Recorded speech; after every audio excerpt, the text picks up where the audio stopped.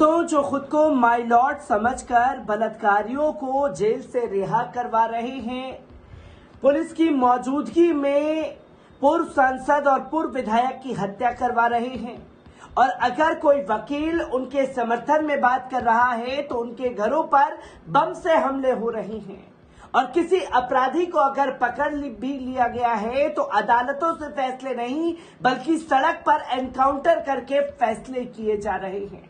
ये तमाम चीजें मैं इसलिए गिना रहा हूं क्योंकि लगातार देश में कुछ ऐसी ही तस्वीर सामने आ रही है जिसको बार बार सवाल खड़े कर रही है कि आखिरकार जब देश में संविधान है तो संविधान के आधार पर ना चलने की कसम खाने वाले लोग अपने आप को माय लॉर्ड समझने लगे हैं। पर देश की जब तक सर्वोच्च न्यायालय जिंदा है और देश में जब तक सीजीआई है तब तक कोई कुछ भी अपने आप को माय लॉर्ड समझ ले, पर माय लॉर्ड के फैसले माय लॉर्ड ही लेंगे। और ऐसा कर दिखाया है सुप्रीम कोर्ट के जज ने बिल्किस बानो के मामले में, जहां गुजरात में बिल्किस बानो के बलात्कारियों को रिहा कर दिया गया, ये कहते हुए कि वो संस्कारी ब्राह्मण हैं और संस्कारी ब्राह्मण है इसलिए जो है उन्हें रिहा किया जाता है।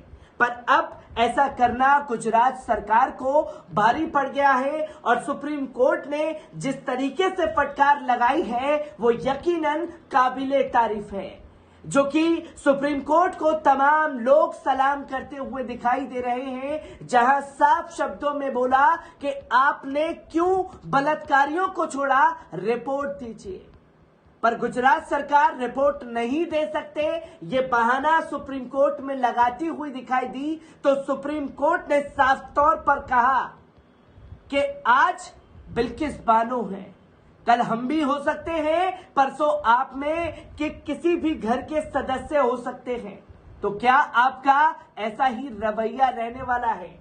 किस तरीके से सुप्रीम कोर्ट में बिल्किस बानो के मामले को लेकर के दलीलें सुनने को मिली हैं, एक बार इस पर नजर डालते हैं। दोस्तों, आपको बता दें कि सुप्रीम कोर्ट ने बिल्किस बानो मामले में गुजरात सरकार को फटकार लगाई है। गुजरात सरकार ने बिल्किस बानो के बलात्कार और उनके परिवार के 11 लोगों की हत्या के 11 दोषियों को समय से पहले रिहा कर दिया था।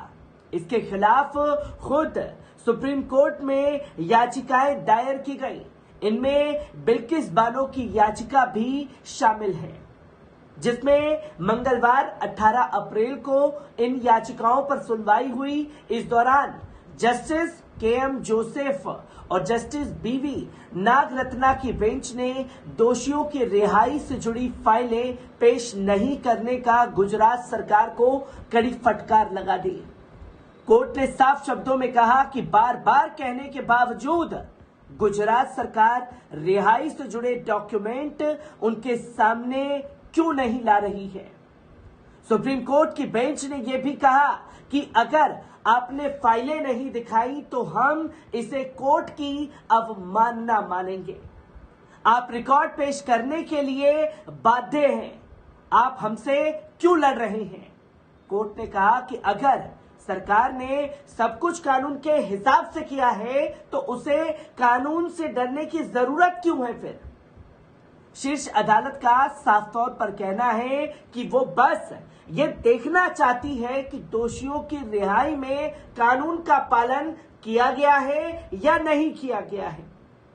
सुनवाई के दौरान केंद्र और गुजरात सरकार की ओर से पेश हुए additional solicitor general ACG SP Raju ने कोर्ट को साफ तौर पर बताया कि कई दस्तावेज गुजरात में हैं। पहले उन्हें सरकार खुद उन फाइलों का रिव्यू करना है।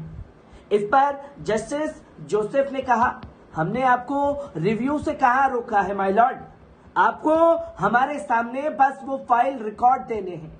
आप हमारे सामने रिकॉर्ड लाइए, जिसमें एक रिपोर्ट के मुताबिक कोर्ट ने साफ तौर पर कहा कि भले ही केंद्र सरकार ने इस फैसले को मंजूरी दे दी थी, लेकिन इसका मतलब ये नहीं है कि गुजरात सरकार अपना इस पर दिमाग ही ना लगाए।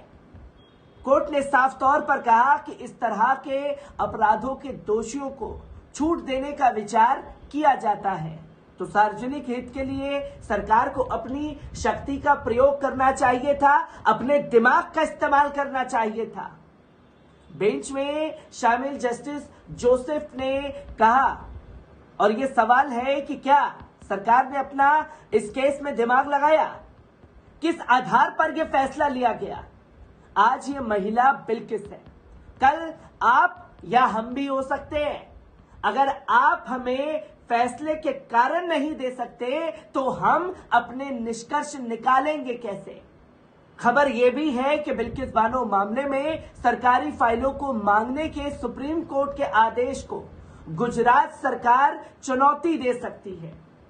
सरकार रिहाई से जुड़े डॉक्यूमेंट मांगने के कोर्ट के आदेश पर पुनर्विचार याचिका दाखिल करेगी या नहीं, इसके लिए एएसजी ने कोर्ट से कुछ मोहलत मांगी है, जिस पर उन्होंने बताया कि गुजरात सरकार से निर्देश लेकर अर्जी दाखिल करने या फिर दस्तावेज पेश करने पर निर्णय लेने के लिए वक्त चाहिए।